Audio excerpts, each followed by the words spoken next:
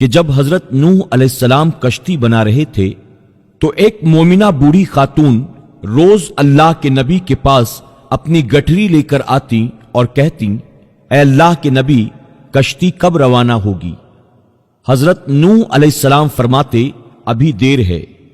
وہ عورت شام تک بیٹھی رہتی اور پھر اٹھ کر چلی جاتی اور اگلے دن پھر آ جاتی۔ ایک دن حضرت نوح علیہ السلام نے فرمایا کہ اے عورت، جب جانا ہوا تو تمہیں بتا دیا جائے گا۔ وہ عورت واپس چلی گئی اور انتظار کرنے لگی کہ کب نوح علیہ السلام بلائیں گے۔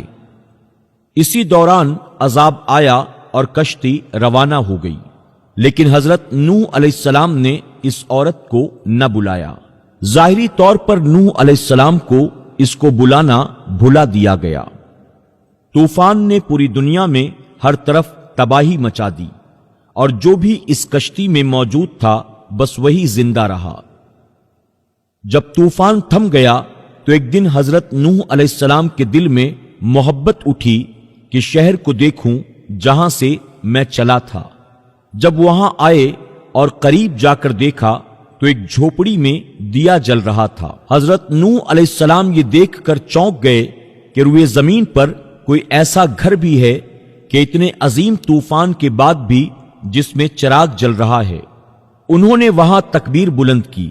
وہ عورت سامان لے کر باہر آ گئی اور کہنے لگی، یا نبی اللہ، کیا کشتی تیار ہے؟ چلیں۔ حضرت نوح علیہ السلام نے حیرت سے اس کو دیکھا اور فرمایا، رکو، کیا تمہیں کچھ بھی پتہ نہیں چلا؟ وہ کہنے لگی، یا نبی اللہ، کیا نہیں پتہ چلا؟ آپ نے فرمایا، اتنا بڑا سیلاب آیا، بارش ہوئی، کیا تمہیں کچھ بھی پتہ نہیں چلا؟